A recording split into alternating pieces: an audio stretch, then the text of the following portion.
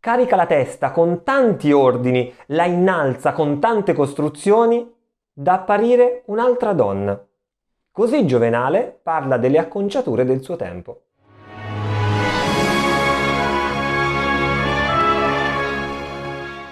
Bentornati! Dopo aver visto la cosmesi femminile, vi lascio il link, oggi ci immergeremo nel mondo dei parrucchieri e dei barbieri dell'antica Roma. I capelli, così come la pelle, erano oggetto di grande cura e le acconciature femminili, a partire dal I secolo d.C., potevano richiedere ore e ore di preparazione.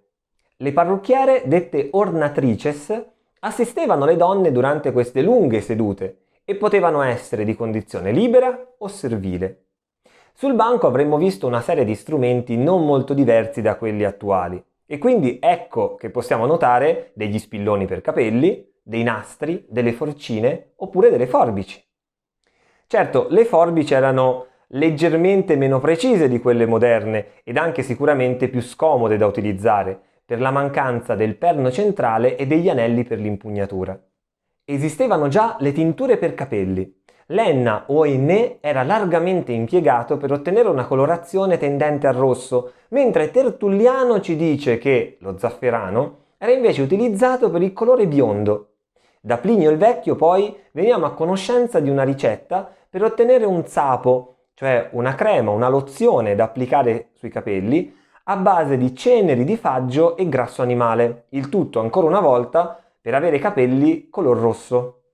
È sempre Plinio il Vecchio poi che ci tramanda anche altre ricette, in questo caso più simili a pozioni che altro. Una di queste, ad esempio, ricorda di utilizzare, per avere il colore nero, delle sanguisughe lasciate a marcire per 40 giorni nel vino rosso. Dubito che qualcuno effettivamente utilizzasse questi prodotti. O ancora, per evitare la calvizie, un composto a base di ceneri di cavalluccio marino, salnitro e grasso di maiale.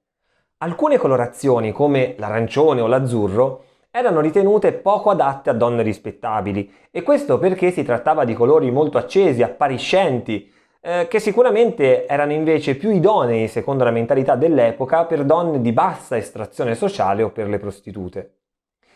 Sicuramente queste colorazioni, queste tinture a lungo andare rovinavano o perlomeno indebolivano i capelli e di conseguenza ecco che noi troviamo tutta una serie di parrucche realizzate con capelli umani provenienti da svariate zone del mondo antico.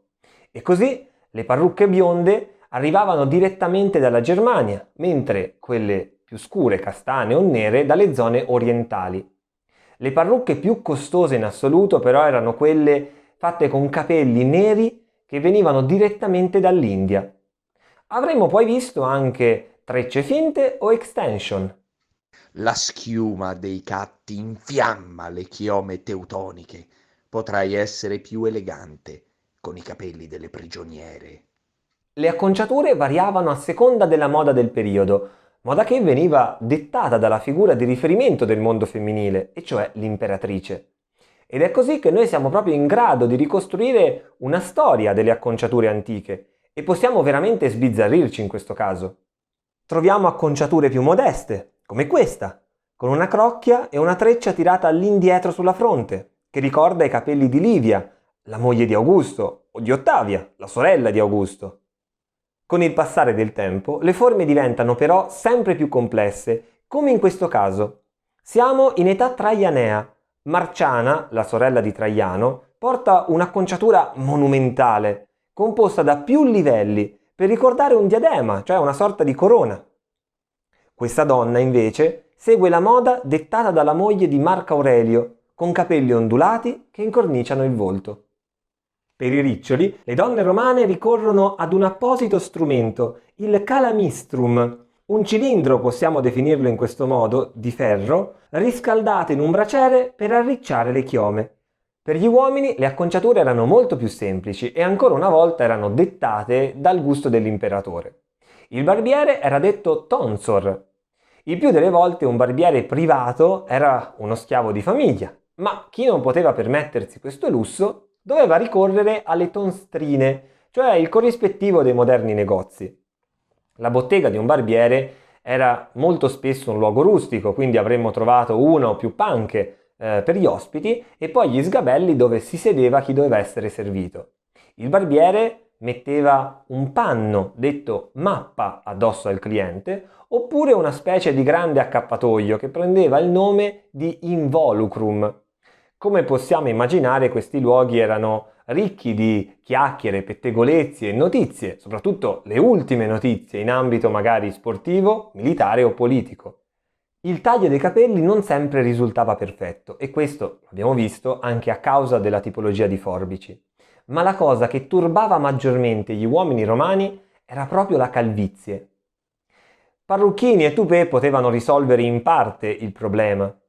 Alcuni invece applicavano una tintura a base di nero fumo per imitare almeno da lontano la presenza dei capelli. Altri ancora, come Cesare, ricorrevano invece ai riporti. Plinio ci descrive un'altra ricetta sulla calvizie. In questo caso bisognava cospargere la testa di soda e poi aggiungere vino, aceto, pepe, zafferano, laser e sterco di topo. Tu raccogli i capelli di qua e di là e copri l'ampio spazio della lucida pelata, o marino, tirandoli dalle tempie chiomate, ma mossi dal vento che li obbliga a tornare al loro posto, si ricompongono e cingono la nuda testa da una parte e dall'altra con grandi riccioli.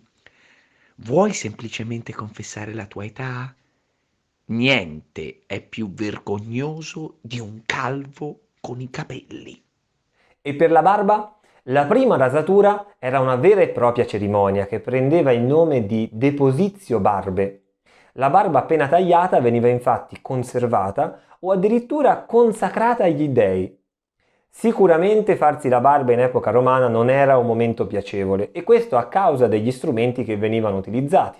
Avremmo infatti trovato dei rasoi di bronzo o di ferro, così come dei coltelli, e tutti questi strumenti erano continuamente affilati su una pietra che veniva semplicemente inumidita con della saliva. Non avremmo trovato assolutamente lozioni o balsami per ammorbidire la pelle, ma semplicemente un po' di acqua calda. Ed è così che molti autori ci parlano dei rischi nell'andare da un barbiere poco esperto. I tagli in effetti erano all'ordine del giorno e i barbieri dovevano muoversi con estrema cautela intorno al volto della persona da curare. Mentre il barbiere Eutrapelo gira intorno al volto di Luperco e rifinisce le sue guance, spunta un'altra barba.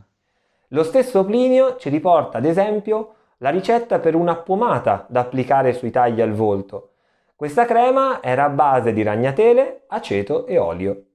La moda della barba, dettata da Adriano, doveva essere stata sicuramente vista di buon occhio da molti uomini romani, quindi.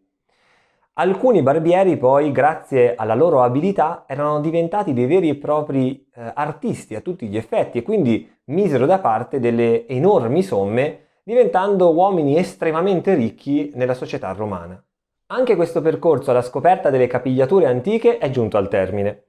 Come sempre, un mi piace, un commento sono il modo migliore per farmi sapere che il video vi è piaciuto.